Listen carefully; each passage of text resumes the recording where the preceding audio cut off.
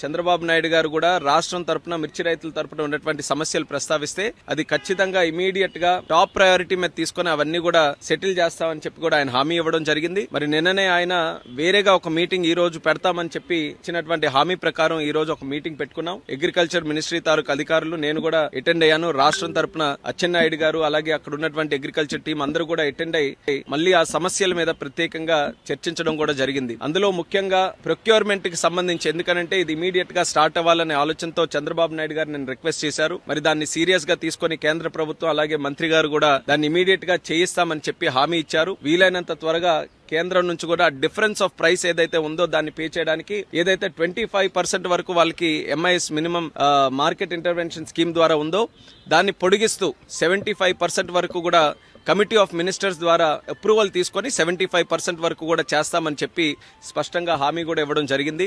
అయితే ప్రైస్ దీనికి తీసుకోవడానికి కింటా తాలూకా ప్రైస్ రాష్ట్రం తరపున మనం క్యాల్కులేట్ చేసింది కాస్ట్ ఆఫ్ ప్రొడక్షన్ గానీ లేబర్ కాస్ట్స్ గానీ ప్రాక్టికల్ గా గ్రౌండ్ లెవెల్లో రైతులు ఎంత పెడుతున్నారో దాన్ని అంతటినీ కూడా క్యాల్కులేట్ చేసి సుమారు 11,600 రూపాయలు ఇస్తే మరి వీళ్ళ తరపున 10,000 చిలుకల వరకే ఇవ్వడం జరిగింది. సో దాన్ని కూడా గట్టిగా రిప్రజెంట్ చేశాం.